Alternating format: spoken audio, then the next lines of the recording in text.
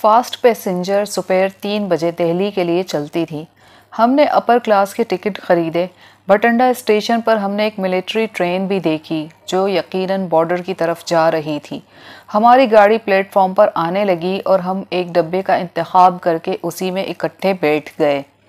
فیصلہ یہ ہوا کہ وائرلیس بیگ اوپر کی برتھ پر رکھا جائے اور جس کی ڈیوٹی ہو وہ اس پر سر رکھ کر خود کو سوتا ظاہر کرے۔ ٹرین مقررہ وقت پر روانہ ہوئی۔ پیسنجر ٹرین میں مسافر کی تعداد اکثر سکھوں میں مشتمل تھی۔ ایک عجیب سی بات محسوس ہوئی کہ سکھ مسافر بھی خاموش اور مایوس سے دکھائی دے رہے تھے، ورنہ سکھوں کی عادت تو یہ تھی کہ جہاں 2 سکھ موجود ہوں وہاں کہکے اور اونچی آواز میں باتیں لازمی ہو جاتی ہیں۔ یوں محسوس ہوتا کہ بھارتی پنجاب کے سکھ اپنی آزادی کی منزل 71 کی جنگ سے وابستہ کر بیٹھے اور ان کا یہ خواب پورا نہ ہو سکا، یا پھر وہ ہمیں ہندو دیکھ کر محتاط اور متنفر سے تھے۔ میں نے 2-3 بار ان سے بات کرنے کی کوشش کی لیکن ہر بار نہایت مختصر جواب دیا۔ ہم نے بھٹنڈا سے براہ راست دہلی جانے سے پہلے جالندھر اور پھر دہلی جانے کو ترجیح دی۔ اس طرح ہمارے سفر کے دوران 3 بڑی بھارتی چھاؤنیاں تھیں: جالندھر، لدھیانہ اور امبالہ۔ ان چھاؤنیوں کے اسٹیشنوں پر کافی چہل پہل تھی۔ دہلی سے امرتسر جانے والی ٹرینوں میں بھارتی فیلڈ انٹیلیجنس یونٹ کے آدمی مسافروں کی چیکنگ کرتے دکھائی دیے۔ اس کی وجہ لازماً مشرقی پاکستان سے ہمارے فوجیوں کی بھارت کے پرزنر آف وار کیمپس سے فرار کے درجنوں واقعات تھے۔ علاوہ ازیں 16 دسمبر 1971 کو پاکستان کے سینکڑوں نہیں بلکہ ہزاروں فوجیوں نے ہتھیار نہیں ڈالے تھے، بلکہ کچھ برما کی طرف اور بیشتر بھارتی سرحدوں میں داخل ہو گئے تھے اور چھپتے چھپاتے پاکستان کے پنجاب کے بارڈر کی طرف جا رہے تھے۔ انہی کے پکڑنے کے لیے بھارتی پنجاب میں امرتسر کی جانب جانے والی ٹرینوں کی چیکنگ کی جاتی تھی۔ بھٹنڈا سے دہلی کے سفر کے دوران ہم نے 3 اور ملٹری اسپیشل ٹرینیں دیکھیں۔ ایک تو بھٹنڈا اسٹیشن پر کھڑی تھی، 2 اور ٹرینیں دیکھیں جن پر فرانس کے بنے ہوئے AMX-13 روسی PT-76 ٹینک، چند توپیں، ٹائیگر کیٹ میزائل کی بیڑیاں لدی ہوئی تھیں۔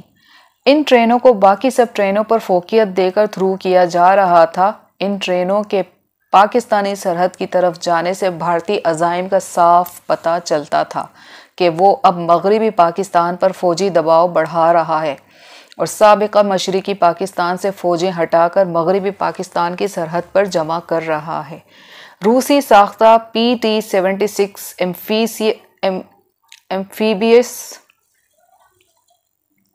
ایمفیبیس ٹینک یعنی کہ پانی میں تیرنے والے ٹینک ہیں۔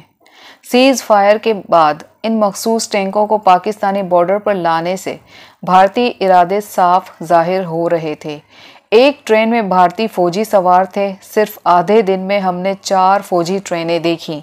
ان ٹرینوں اور ان کے کارگو کو اچھی طرح ذہن میں نے بٹھا لیا تاکہ میں اپنی پہلی رپورٹ میں اس کا ذکر کر سکوں۔ تقریباً 9:30 بجے رات ٹرین شاہدرہ اسٹیشن پر رکی۔ دہلی میں بھی جمنا کے مغربی جانب شاہدرہ اسٹیشن ہے، بالکل لاہور والے شاہدرہ اسٹیشن کی طرح۔ ہم نے اس اسٹیشن پر گاڑی کو چھوڑا اور 2 ٹیکسیاں لے کر دہلی روانہ ہوئے۔ طے شدہ پروگرام کے مطابق سبزی منڈی اسٹیشن کے قریب گھنٹہ گھر چوک میں ہم نے 2 معمولی ہوٹلوں میں قیام کیا۔ چونکہ بھارت میں شناختی کارڈ کا رواج نہیں تھا، اس لیے ان ہوٹلوں میں کمرے حاصل کرنے میں ہمیں کوئی دشواری پیش نہ آئی۔ وہاں ہم سب خود کو ایسے معمولی کاروبار حیثیت سے متعارف کروا رہے تھے جو گرد و نواح کے چھوٹے شہروں سے خریداری کے لیے آئے ہیں۔ ہماری بارڈر کراس کرنے کی ٹینشن میں خاصی حد تک کمی آ چکی تھی۔ میں نے اپنے ساتھیوں کو 2-2 کی ٹولی میں دہلی میں گھومنے پھرنے کی اجازت دی۔ ہوٹلوں میں ہم نے داخلی راستے کے علاوہ کسی ایمرجنسی کی صورت میں دوسرے راستے بھی تلاش کیے۔ ہمارا قیام پہلی منزلوں پر تھا اور ایک منزل سے نیچے کودنا ہمارے لیے کوئی دشوار نہ تھا۔ دوسرے روز میرے 4 ساتھی گھومنے پھرنے نکل گئے۔ میں نے انہیں ہدایت کی کہ وہ کم از کم 4 عدد ریڈی میڈ پینٹ، قمیض، جوتے اور دیگر ضرورت کا سامان بھی لے لیں، جو انہوں نے شام تک خرید لیا۔ دشواری مجھے پیش آئی۔ میرے لمبے قد کی وجہ سے مجھے ریڈی میڈ کپڑے نہ مل سکے۔ میں نے نارتھ پیلس میں بھی تقریباً تمام دکانوں کو چھان مارا جہاں صرف ایک سفاری سوٹ میرے سائز کا مل سکا۔ میں نے 4 عدد 3 پیس سوٹ، ایک ڈنر سوٹ اور قمیضوں کا کپڑا لے کر اسی دکان سے ارجنٹ سلوانے کا آرڈر دیا۔ بوٹ بھی میرے سائز کے بڑی ہی مشکل سے ملے۔ پاکستان میں طے شدہ پروگرام کے مطابق مجھے اعلیٰ درجے کے ہوٹلوں میں قیام کرنا اور مختلف کلبوں میں خصوصاً سروسز کلب میں جانا تھا جہاں کے ماحول کے مطابق مجھے مناسب کپڑے خریدنے تھے۔ میں نے 2 دن دہلی میں گھوم پھر کر گزارے اور نئی دہلی اور پرانی دلی کے مختلف رہائشی علاقے دیکھے۔ میرے ساتھیوں کو پرانی دلی میں اور مجھے نئی دلی میں قیام کرنا تھا۔ پاکستان سے آنے والے کانٹیکٹ سے ملنے کی جگہ میں نے دیکھا اور وہاں سے نکلنے کے مختلف راستے بھی ذہن نشین کر لیے۔ 2 روز بعد میں نے ساتھیوں کو مختلف اوقات میں کورونیشن ہوٹل میں چیک ان ہونے کو کہا اور خود لودھی ہوٹل کا رخ کیا۔ یہ 4 اسٹار ہوٹل پاکستان سے ہی میرے قیام کے لیے منتخب کیا گیا تھا۔ نئی دہلی میں اس ہوٹل کے قریب ہی 5 اسٹار اشوکا اور اکبر ہوٹل تھے اور بھارتی بری، بحری اور ہوائی افواج کے ہیڈ کوارٹرز بھی اسی علاقے میں موجود تھے۔ ہم سب مختلف اوقات میں پاکستانی سفارت خانے کے سامنے سے بھی گزرے۔ پاکستانی سفارت خانہ اسلامی طرز تعمیر کا بہت اچھا نمونہ تھا، لیکن ان دنوں بالکل اجڑا ہوا تھا۔ لوگوں نے پتھر مار مار کر بیشتر شیشے توڑ رکھے تھے۔ سفارت خانہ بند تھا اور پولیس کا ایک سپاہی رسمی سا پہرا دے رہا تھا۔ اب ہمیں انتظار تھا اپنے کانٹیکٹ کا، جس نے ہماری روانگی کے 10ویں دن ہمیں ملنا اور ڈاک دینی تھی جس میں ہمیں مزید ہدایات ملنی تھیں۔ اسی دوران ہم نے اپنا ہوم ورک مکمل کرنا تھا۔ میں نے اپنے 2 ساتھیوں کو جھانسی بھیجا۔ جھانسی سے پہلا اسٹیشن بابینہ ہے۔ ان 2 اسٹیشنوں کے درمیان بھارتی آرمرڈ ڈویژن یعنی کہ ایک پورا ٹینک ڈویژن اور نمبر 10 آرمڈ بریگیڈ کی بیس تھی۔ اس کے ذمے یہ کام تھا کہ جھانسی میں کوئی معقول ہوٹل دیکھیں اور معلوم کریں کہ ہیڈ کوارٹرز تک جانے کے لیے ٹیکسی یا کوئی اور سواری مل سکتی ہے۔ جھانسی کا پرانا قلعہ بھی فوج کے زیر استعمال تھا۔ اس کے متعلق بھی اگر کوئی مفید اطلاع مل سکتی ہو تو حاصل کریں۔ اپنے دوسرے 2 ساتھیوں کو میں نے آگرہ بھیجا کہ وہاں پر فوجی چھاؤنی سے متعلق جو بھی معلومات مل سکیں وہ حاصل کریں۔ خود اپنے لیے میں نے آرمی، نیول اور ایئر ہیڈ کوارٹرز میں داخلے کے لیے ذرائع تلاش کرنا شروع کر دیے۔ یہ ہمارا ایک طرح سے ہوم ورک تھا جسے ہم نے کانٹیکٹ کے آنے سے پہلے ہی مکمل کرنا تھا۔ اس کے علاوہ اپنے ہمدرد دوستوں کے ٹھکانے بھی دیکھنے گئے تاکہ بوقت ضرورت ان ٹھکانوں کی تلاش نہ کرنی پڑے۔ غرض یہ کہ دہلی میں 2 دن کے قیام کے بعد ہم نے اپنے کام کا آغاز کر دیا۔ اپنے ساتھیوں کو میں نے 4 دن کے اندر واپس آنے کا کہا۔ چوتھے روز مقررہ وقت پر ہمیں کناٹ سرکس میں ایک ریسٹورنٹ میں طے شدہ وقت کے مطابق ملنا تھا۔ میں نے اپنی اکثر شامیں اشوکا اور اکبر ہوٹل میں گزارنا شروع کر دیں۔ وہاں شام گہری ہوتے ہی ملکی اور غیر ملکی لوگ آنے لگتے ہیں۔ گرمی کی وجہ سے ان مکمل ایئر کنڈیشنڈ ہوٹلوں میں گہما گہمی بڑھ جاتی ہے اور میں انہی میں سے اپنے مطلب کے افراد تلاش کرنے لگ گیا۔ ان اونچی سوسائٹیوں کے ہوٹلوں میں کسی سے جان بوجھ کر ٹکرا جانا اور آئی ایم سوری کہہ کر تعارف کرانا اور پھر انہی کی دعوت پر انہی کی ٹیبل پر بیٹھ کر معلومات نکلوانا، خاص طور پر کہ جب وہ مخمور ہوں۔ 1-8 گھنٹے میں ہی بالکل اجنبی لوگ خاصے فری ہو جاتے ہیں۔ میں نے وہاں خود کو لوز ٹی کا ایک بیوپاری ظاہر کیا جو کلکتے سے چائے بمبئی منگواتا اور اپنی کمپنی میں بلینڈنگ کر کے چائے کے بیوپاریوں کو بیچتا تھا۔ شاید گزشتہ کسی صفحے میں عرض کر چکا ہوں کہ چائے کی بلینڈنگ میں نے چٹاگانگ میں ملازمت کے دوران سیکھی تھی۔ بلینڈنگ کا مطلب ہے کہ مختلف اقسام کی چائے کی گریڈنگ کر کے اور مختلف وزن میں انہیں ملا کر چائے کا ایک مخصوص معیار تیار کرنا۔ لپٹن، بروک بانڈ اور اصفہانی اسی طرح سے اپنے برانڈ تیار کرتے ہیں۔ دارجلنگ کی اورنج پیکو چائے کا شمار دنیا کی بہترین چائے میں ہوتا ہے۔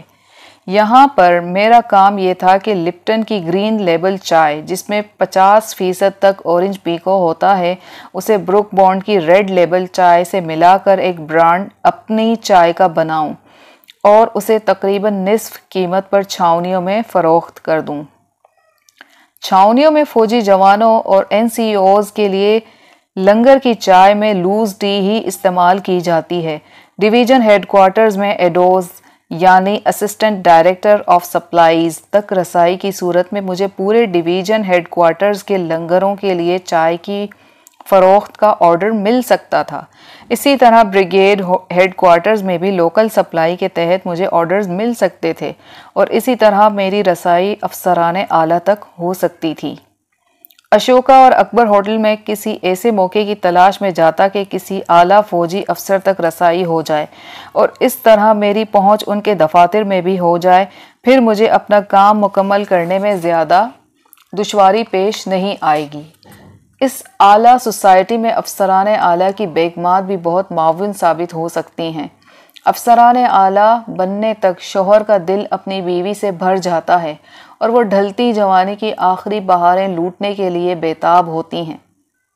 لہٰذا یہ جوڑے اکثر اکٹھے تو آتے لیکن اپنی اپنی طاق میں۔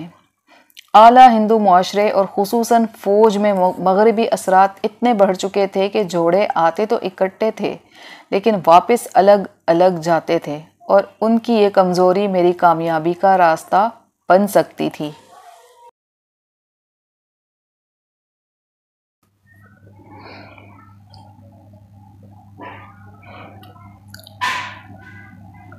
اسی دوران میرے چاروں ساتھی بھی واپس لوٹ آئے اور نہایت مفید معلومات لائے۔ آگرہ چھاؤنی تقریباً خالی ہو چکی تھی اور چھاؤنی میں مقیم بیشتر فوجی مغربی پاکستان کی سرحد پر گئے ہوئے تھے۔ جاٹ اور سکھ ریجمنٹ کی 2 بٹالین وہاں موجود تھیں۔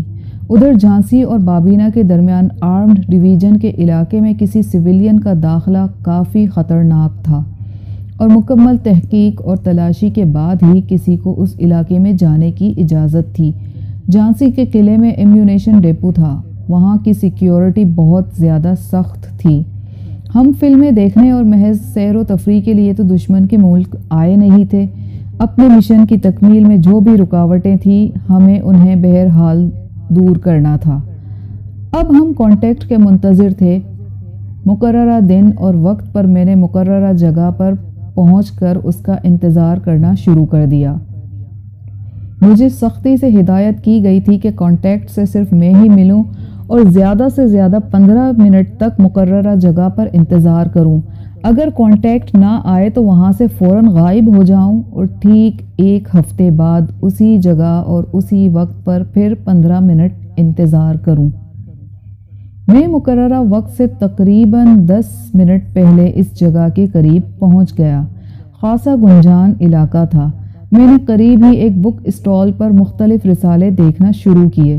مقررہ وقت سے 5 منٹ پہلے مجھے کانٹیکٹ دکھائی دیا۔ ہم دونوں نے ایک دوسرے کی پہچان اور سب خیریت کے لیے لباس پر مخصوص رنگ کے رومال لگائے ہوئے تھے۔ دوسری چیکنگ کے لیے نظریں ملنے کے بعد مجھے اپنے دائیں بازو کو ایک مخصوص حرکت دینی تھی، جس کے جواب میں کانٹیکٹ نے بھی ایک مخصوص حرکت کرنی تھی۔ دونوں طرف سے مثبت حرکات کا مطلب سب اچھا تھا اور کسی خطرے کی صورت میں بھی رومالوں کو ہاتھ میں پکڑنا اور دوسری قسم کی جسمانی حرکات تھیں۔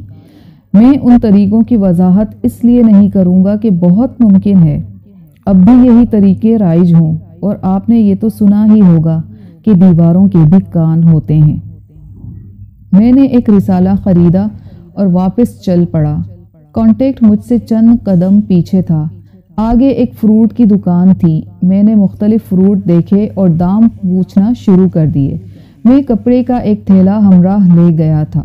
ان دنوں پلاسٹک کے شاپرز نہیں ہوتے تھے۔ میں نے پہلے 2 کلو آم خریدے۔ دکاندار نے کاغذ کے لفافے میں آم ڈال کر مجھے دے دیے، جو میں نے تھیلے میں ڈال دیے۔ اب میں بائیں ہاتھ میں تھیلا پکڑے تھا۔ کانٹیکٹ میرے بائیں جانب کھڑا تھا۔ میں نے لیچی دکھانے کو کہا۔ جو ہی دکاندار لیچی اٹھانے کو واپس گھوما، کانٹیکٹ نے ایک پیکٹ انتہائی تیزی اور پھرتی سے میرے تھیلے میں ڈال دیا۔ میں نے کچھ لیچی لی اور دام دے کر واپس چل پڑا۔ کانٹیکٹ نے بھی میرے جانے کے بعد یقیناً کچھ فروٹ ضرور خریدا ہوگا۔ قریب ہی میں ایک ٹیمپو میں سوار ہو گیا اور کچھ دور جانے کے بعد ٹیمپو چھوڑا اور بس پکڑ لی۔ پھر بس چھوڑی اور دوبارہ ٹیمپو میں بیٹھ گیا اور اپنی رہائش تک پہنچتے پہنچتے میں نے تقریباً 3 گنا زیادہ سفر کیا، اس لیے کہ اگر میری سرویلنس ہو رہی ہو تو میں اسے جھٹک سکوں۔ ہوٹل پہنچ کر میں نے دروازہ اچھی طرح سے بند کر لیا اور پیکٹ کھولا۔ پیکٹ میں 8 ورق موجود تھے جن کی ایک طرف ہندی میں لکھا ہوا تھا اور 10,000 بھارتی روپے تھے۔ میں نے موم بتی جلائی اور صفحات کے سادہ اطراف کو موم بتی سے گرمی پہنچائی۔ آہستہ آہستہ نارنجی رنگ کے حروف ابھرنا شروع ہوئے اور 15 منٹ تک سارے صفحات کی خفیہ روشنائی سے لکھی عبارت نمایاں ہو گئیں۔ یہ 8 ورق ہم پانچوں کے لیے تھے۔ خیریت سے بارڈر کراس کرنے اور دہلی پہنچنے کی مبارکباد دی گئی تھی۔ حوصلے بڑھانے کے لیے الفاظ کی تھپکی تھی اور مجھے ایک نئے مشن کو سب پر فوقیت دے کر فوری طور پر اسے مکمل کرنے کا حکم تھا۔ ڈاک ملنے کی رسید، حالات کا سرسری جائزہ اور اب تک کے کام کو لکھنے کی ہدایت تھی۔ میں نے جواب لکھنے کے لیے پہلے سے تیار کردہ خفیہ روشنائی سے 2 صفحات لکھے اور ورقوں کی دوسری جانب انگلش نظموں کے کچھ حصے لکھے۔ خفیہ روشنائی اب کوئی بھید نہیں۔ آج کل تو مائکرو فلمز کے ذریعے کامن پن کے سرے جتنی جگہ میں 40 سے زیادہ صفحات منتقل کیے جا سکتے ہیں۔ ہم جو خفیہ روشنائی استعمال کرتے تھے وہ پیاز، لہسن یا لیموں کا پانی ہوتا تھا۔ اس سے کاغذ پر لکھا جائے تو سوکھنے کے بعد کاغذ پر کوئی نشان نہیں رہتا اور جب اسی کاغذ کو گرمی پہنچائی جائے تو لکھے ہوئے الفاظ نمایاں ہو جاتے ہیں۔ مجھے اگلے دن کانٹیکٹ کو ایک دوسری جگہ 10 بجے ملنا تھا اور اپنا پیکٹ اسے دینا تھا۔ دوسرے دن ٹھیک 10 بجے ہم مقررہ جگہ پر ملے اور میں نے اپنا پیکٹ اس کے حوالے کر دیا۔ ساتھیوں کے خط میں نے کانٹیکٹ کے واپس جانے کے بعد ہی انہیں دیے۔ ہم اپنے وطن سے اس پہلے رابطے پر بہت خوش تھے۔ ان 8 ورقوں نے ہمارے حوصلے اور بڑھا دیے تھے۔ ہم ایک بار پھر اپنے مشن کی تکمیل کے لیے تجدید عہد کی اور تھوڑی دیر بعد میں واپس ہوٹل آ گیا اور نئے مشن کی تکمیل کے لیے تیاریوں میں مصروف ہو گیا۔ میں نے لپٹن گرین لیبل اور بروک بانڈ ریڈ لیبل کے 6 ٹن لیے۔ رات کو ان کی بلینڈنگ کی اور انہیں اندازاً 200 گرام کے پیکٹوں میں باندھ کر سولوشن ٹیپ سے بند کر دیا۔ میں مشن کی تکمیل کے لیے دہلی سے باہر جا رہا تھا، لہٰذا رات بھر مختلف ترکیبیں سوچتا رہا۔ دوسرے دن میں نے ساتھیوں کو الوداع کہا۔ ٹرانسمیٹر ان کے آگرہ اور جھانسی جانے کے دوران میں نے اپنے پاس رکھ لیا تھا، انہیں واپس کیا۔ ہوٹل واپس آ کر جلدی گہری نیند سو گیا۔ اگلے روز صبح سویرے مجھے روانہ ہونا تھا۔